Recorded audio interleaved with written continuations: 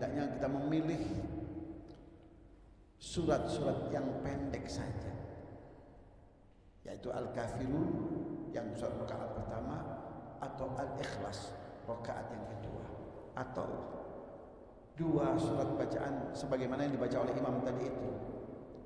Yang pertama Alam Nashrah, yang kedua Alam Tara Kaifa Fa'ala Rabbuka bi Ashabil Fil. Dalam sebuah asar dikatakan, man qara'a alam wa alam lam yusibhu alam.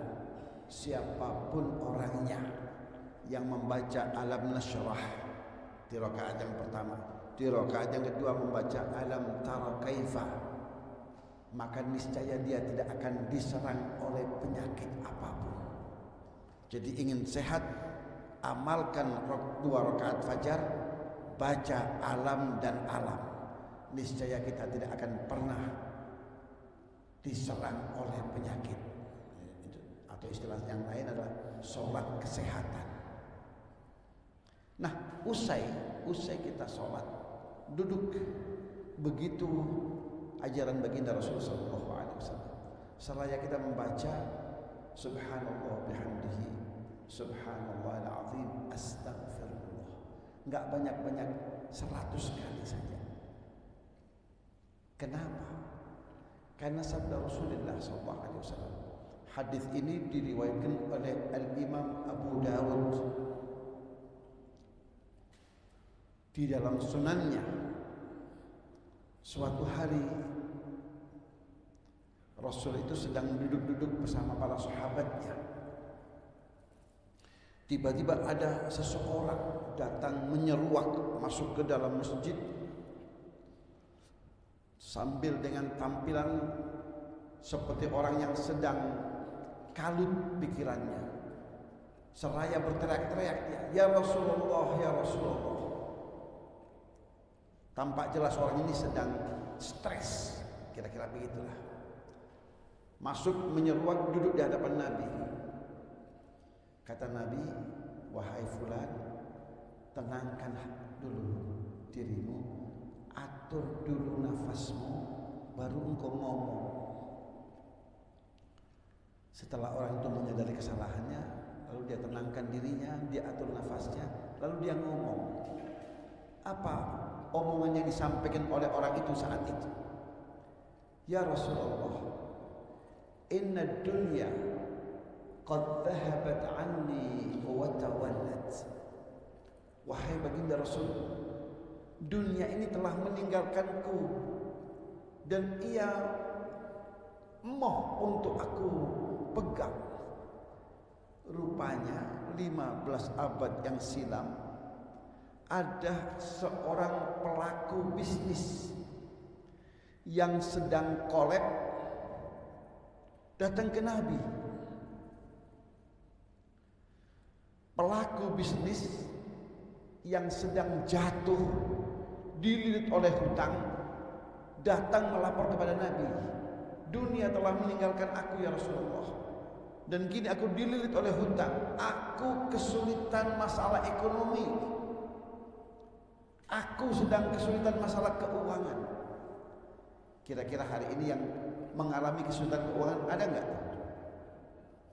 Banyak di antara kita. Apalagi kalau soal masalah bicara uang, enggak ada habisnya. Nah, apa reaksi Rasul SAW? Tatkala ada salah seorang warganya sedang dirundung masalah perekonomian, Rasul saat itu tidak mengatakan kepada para sahabat, "Wahai para ekonomku, datang berikan nasihat tentang kiat-kiat bisnis yang sehat." Tidak. Rasul juga tidak memanggil para konglomeratnya. Konglomerat juga banyak di zaman Rasul itu. Salah satunya adalah Abdurrahman ibnu Auf, kaya raya. Rasul tidak memanggil Abdurrahman ibnu Auf untuk menyuntikkan dana segar, memberikan backup kepada orang ini. Juga tidak. Kenapa tidak? Karena Islam punya cara yang lebih simpel untuk mengatasi kesulitan warganya. Islam punya cara tersendiri untuk mengatasi perekonomian umat. Maka kata Rasul sallallahu alaihi wasallam, "Ya fulan, aina anta min tasbihil malaikah wastighfaril khalaiq wa biha yurzaqun."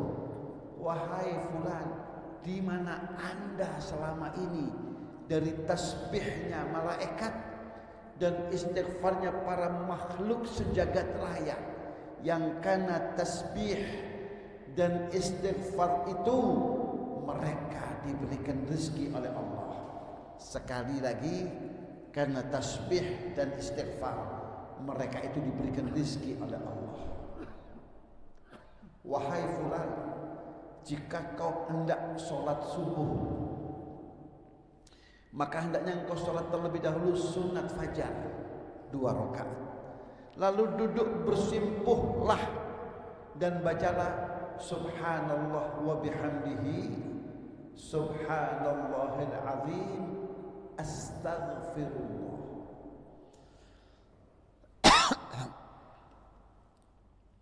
Subhanallah bihamdihi subhanallahil azim astaghfirullah.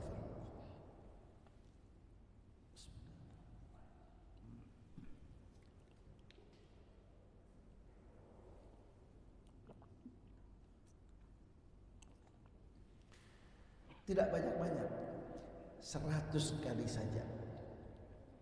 Niscaya dunia akan tunduk datang kepadamu, merengek-rengek untuk engkau terima.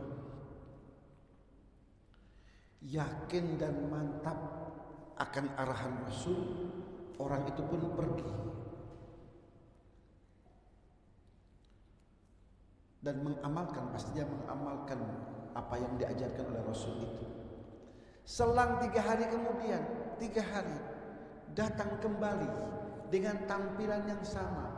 Begitu kata Sayyidina Anas ibnu Malik, sahabat yang sekaligus asisten Rasul itu, dia mengatakan orang yang sama itu datang lagi dengan tampilan yang sama, mengatakan ya Rasulullah, ya Rasulullah. Sehingga para sahabat yang lain merasa terganggu. Ada apa lagi dengan orang ini? Kenapa suka membuat gaduh? Dengan tampilan yang sama, teriak-teriak ya Rasulullah, ya Rasul. Rasul kemudian mempersilakan dia duduk dan menenangkan dirinya.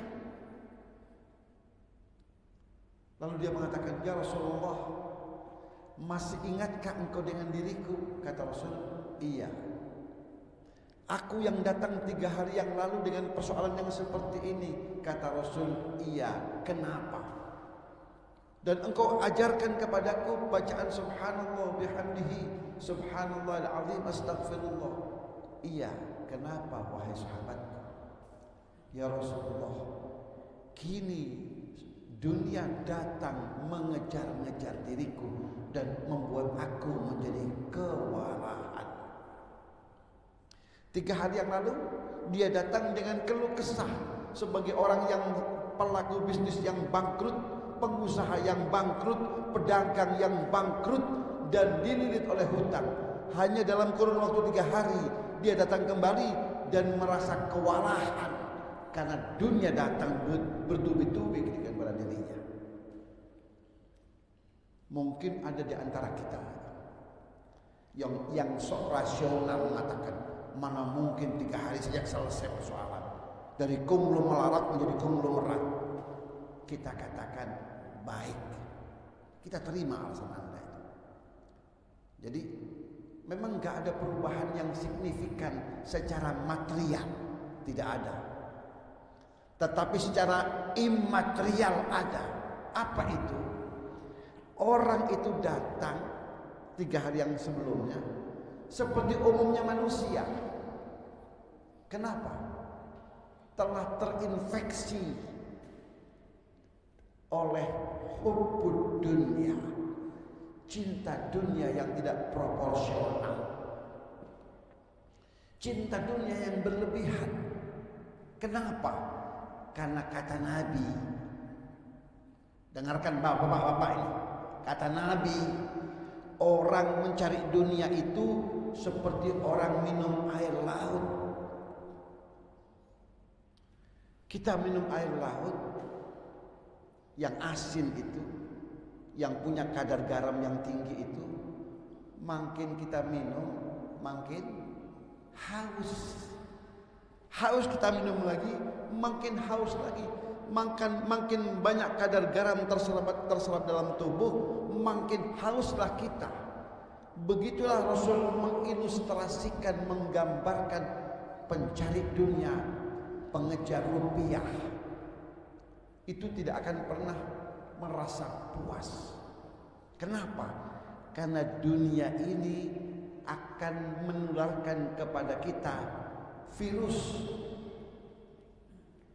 Dua virus yang akan ditularkan kepada kita kalau kita tidak siap-siap diri, tidak mengantisipasi, akan ditularkan kepada kita dua virus, dua penyakit.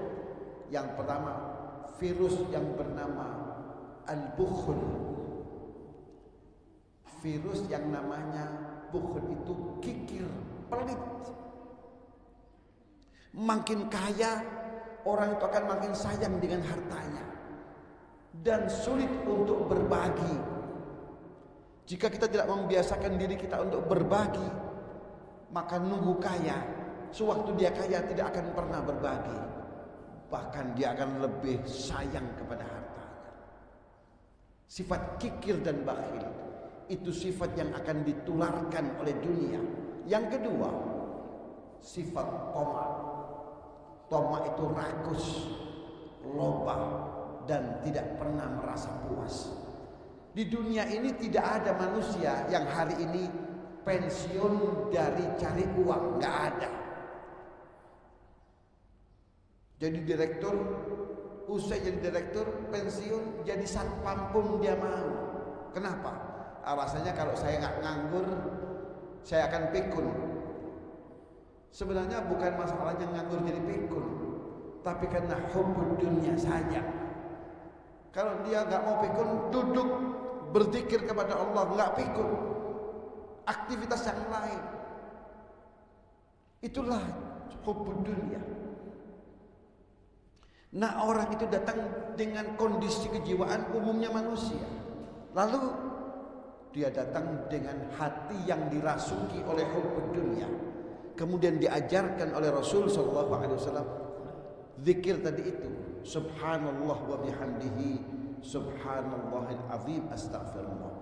Maka subhanallah itu seperti amplas yang akan membersihkan kerak-kerak hati kita yang telah menempel pada darah, pada dirinya hubbud dunia tadi, dihabiskan, diamplas.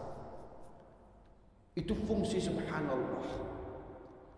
Fungsi istighfar memberikan sifat qanaah.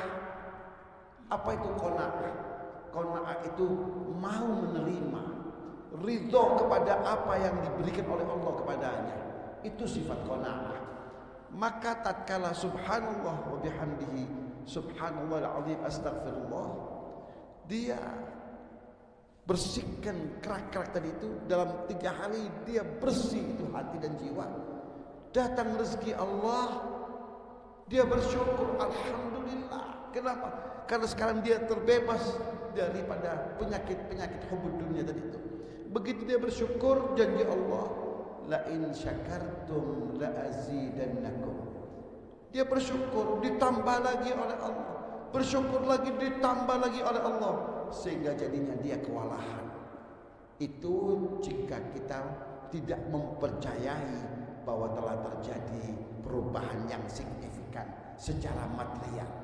Kita katakan iya, memang tidak ada secara material, tidak ada yang berubah, ada perubahan.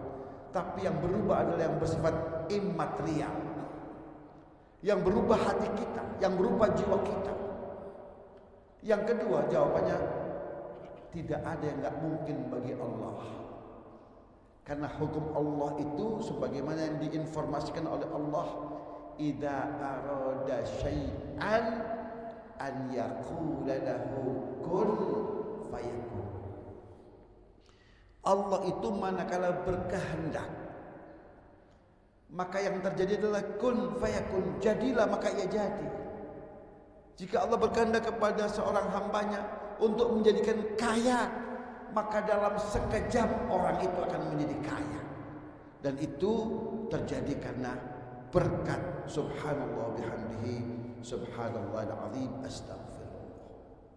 Kenapa? Karena tasbih itu yang pertama punya kekuatan yang luar biasa, dapat menyelesaikan segala problema kehidupan manusia. Kita ingat tentang Nabi Allah Yunus alaihissalam, terjebak dalam perut ikan, tidak makan, tidak minum, tidak menghirup udara segar, terjebak dalam perut ikan. Artinya mengalami tingkat kesulitan yang luar biasa. Nggak makan, nggak minum, tidak menghirup oksigen. Kalau hari ini paling kita mengalami kesulitan hidup, tunakarya, nggak kerja, tapi masih menghirup udara, masih menemukan air untuk kita minum. Nah, Nabi Allah Yunus nggak makan, nggak minum, tidak menghirup udara segar. Tapi berkat tasbihnya beliau dapat dientas oleh Allah. Allah berfirman, "Falaula annahu kana minal musabbihin lalabitha fi batnihi ila yaumi yub'atsun." Jika Yunus itu bukan karena orang-orang yang gemar bertasbih, niscaya ia akan mendekam dalam perut ikan itu sampai hari kiamat kelak. Maka kesimpulannya, tasbih akan menyelesaikan berbagai macam problematika kehidupan, apapun itu wujudnya. Yang kedua, istighfar. Istighfar sebuah zikir yang luar biasa nilainya. Sabda Rasul sallallahu alaihi wasallam, "Man aktsara minal istighfari ja'alallahu lahu min kulli hammin faraja wa min kulli dhiqin makhraja wa razaqahu min haitsu la yahtasib." Orang yang banyak beristighfar, di pagi hari beristighfar, di siang hari beristighfar, di petang hari beristighfar, di malam hari beristighfar, utamanya menjelang subuh, waktu sahar itu beristighfar, maka niscaya tampilannya akan berbeda dari manusia kebanyakan. Yang pertama, apa perbedaannya? Ja'alallahu lahu, Allah pasti akan jadikan untuknya min kulli hammin faraja. Setiap kali dia diterpa kesumpekan, diterpa kesedihan, diterpa kegelisahan, Allah akan tepis kegelisahan itu, kesumpekan itu, kesedihan itu, dan Allah akan ganti dengan kebahagiaan. Jadi bagi orang-orang yang gemar beristighfar, kehidupannya lebih ceria dari orang lain. Setiap kali dia mengalami kesedihan, Allah akan usir kesedihan itu dan Allah akan ganti dengan kebahagiaan. Setiap kali dia matanya melinangkan air mata karena kesedihan, dapat dipastikan akhir kesudahannya adalah senyum kebahagiaan yang tersungging di bibirnya. Itu yang pertama. Yang kedua, wa min kulli dhiqin makhraja. Setiap kali dia menghadapi kesulitan, kesulitan ekonomi, kesulitan persoalan hidup apapun itu, segala bentuk problematika kehidupan, apapun skala dan tingkatnya, Allah akan selalu berikan solusi yang terbaik agar orang itu dapat mengatasi kesulitannya. Maka tidak ada kesulitan yang tidak dapat diatasi oleh orang-orang yang banyak beristighfar kepada Allah. Kalau orang lain mungkin merasa ini sulit, nggak mungkin dapat diatasi. Bagi orang yang beristighfar, tidak ada hal yang tidak bisa diatasi. Dia akan memperoleh kepercayaan diri yang luar biasa untuk menghadapi kehidupan ini. Kenapa? Karena dia selalu dijanjikan solusi yang terbaik untuk mengatasi kesulitannya. Bukan karena kepandaian otaknya, bukan karena ketinggian pendidikannya, tapi terlebih karena dia banyak beristighfar kepada Allah. Yang ketiga, warazaqahu min haitsu la yahtasib. Allah akan berikan dia rezeki yang tidak dia sangka-sangka, di luar nalar dan perhitungannya. Secara matematik nggak mungkin, tapi kenyataannya mungkin saja. Kenapa? Karena rezeki yang datangnya dari Maha Pemberi rezeki, dan rezeki itu akan mengalir dalam kehidupannya bagikan mengalirnya sang air. Warazaqahu min haitsu la yahtasib.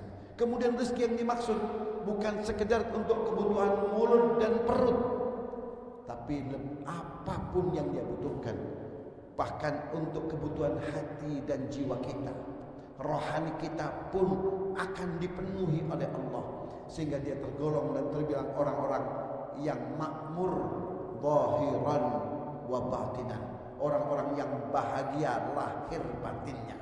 Itu semua tersebab karena istighfar yang ia baca.